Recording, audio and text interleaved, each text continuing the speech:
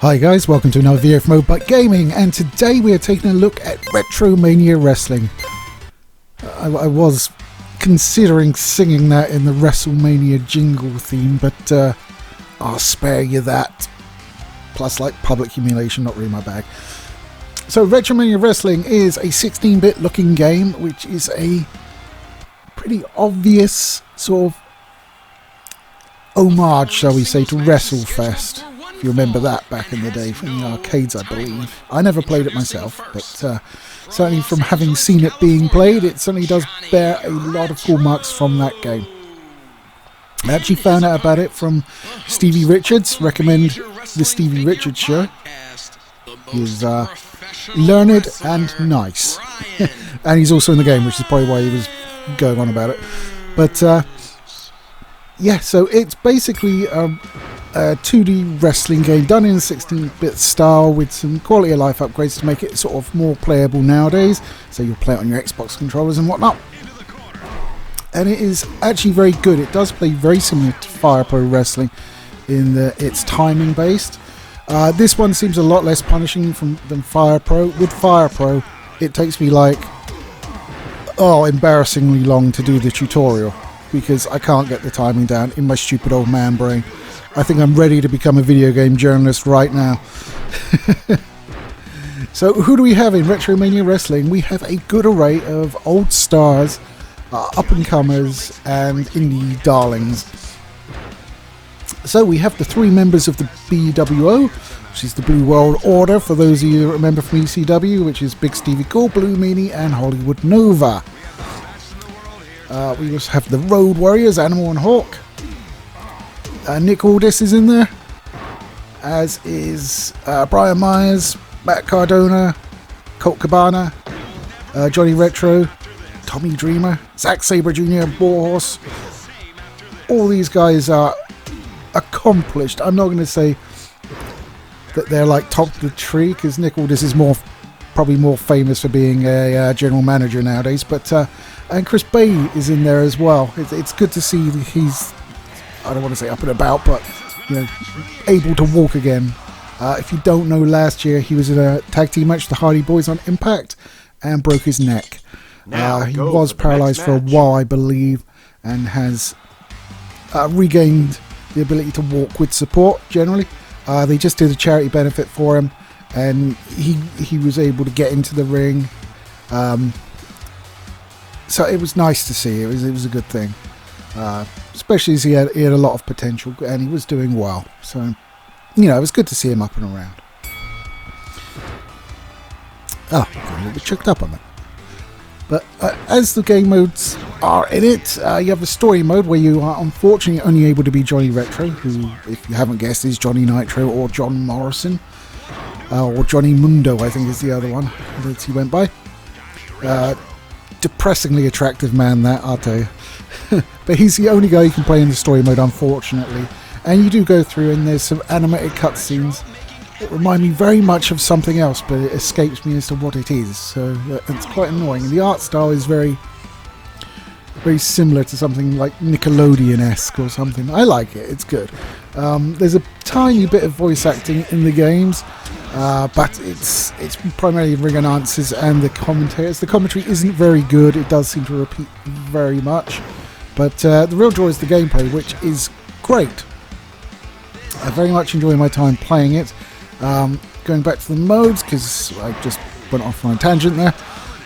The mode, carrying on, you've got the 10 pounds of gold, which is basically your arcade ladder, working through a number of opponents till you get to Nick Aldis, who is the champion in that mode. And also did some video for the trailer, so I imagine that's why he's champion. And you have a battle royale. Now they are continuing to add to the game. For instance, James Storm, Chris Bay, those are both DLC characters. I haven't had to pay anything extra for them. They've come with the game that I bought, which is currently at $23.79, which is now, an odd, for the next match. odd amount, which makes me think it's a direct translation from dollars. So there you are. However, the next DLC, which is introducing quite a lot, is going to be paid for. It's going to be like $10, or our regional equivalent over here. In that, we're getting Axe, Smash, Rock and Roll Express. One more guy. Who's the other guy? Oh, Magnum TA, and a mystery wrestler. So 6 guys. I think there's 2 to 3 more venues. I think there's about 20 as is, so there'll be 2 to 3 more. And a track mode, which it's a nice retro callback, but I'm not sure I'd pay for an attract mode personally, but okay. If you don't know, the attract mode's what you see on like arcade games to get you to come along and put your money in. It just basically shows the game playing itself. So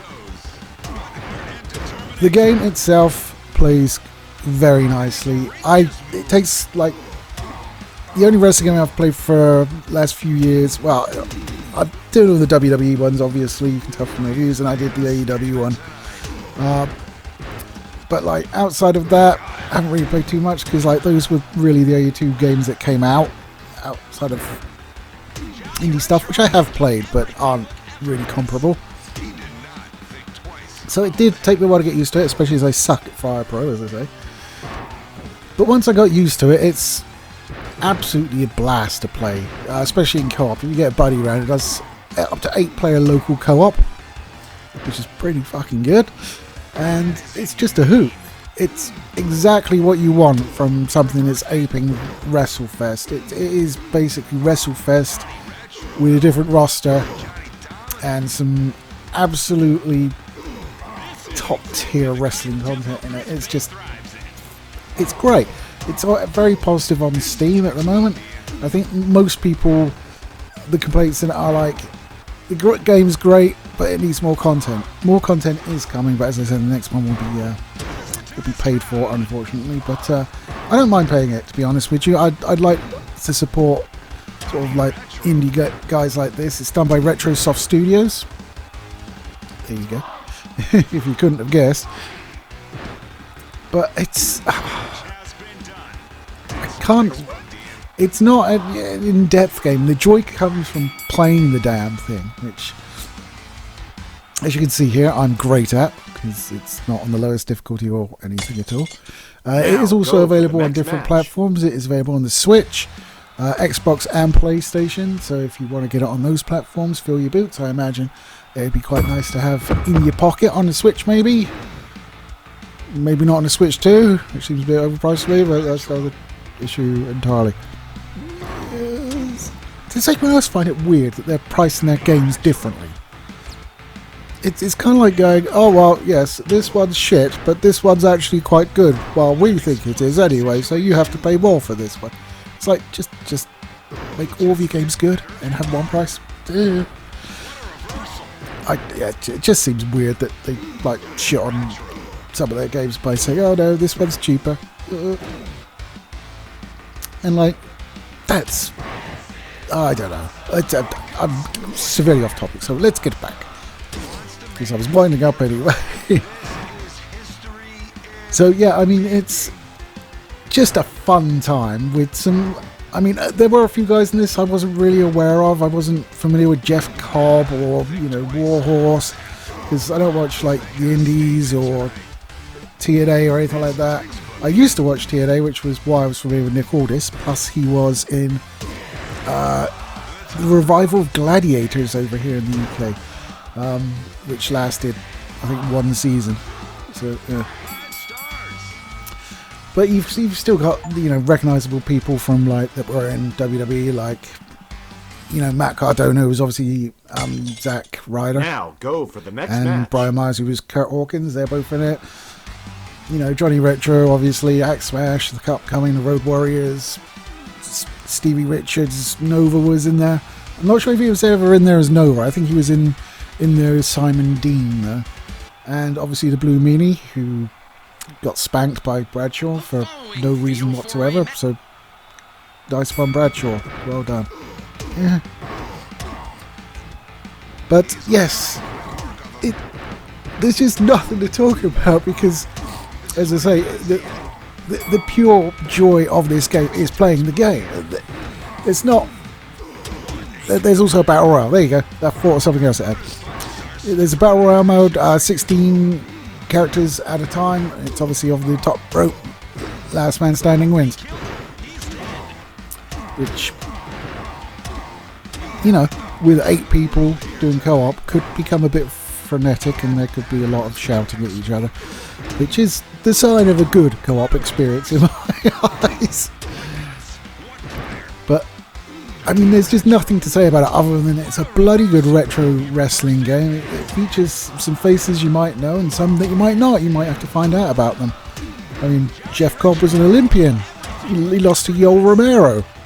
I'm surprised he wasn't eaten by Yoel Romero. But there you go. He did come 22 out of 24 though. So, oh dear.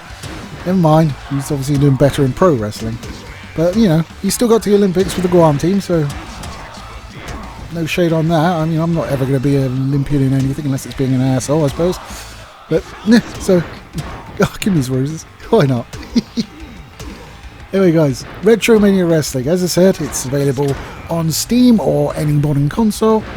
And it's a bloody good time. If you're like one of those graphic snobs, maybe don't go for it. It is, as I say, very 16-bit. But if you like good gameplay, if you like old school wrestling games, they're a bit more accessible, then I think it's well worth a shout. You might think it's a bit expensive. I don't really consider it to be a bit expensive, the amount of entertainment it gives me.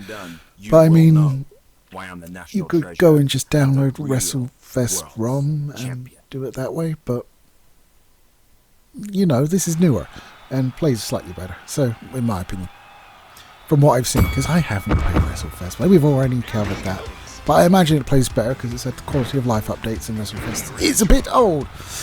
So there you go, that's my opinion on Retromania Wrestling. Take it easy, I'll see you next week.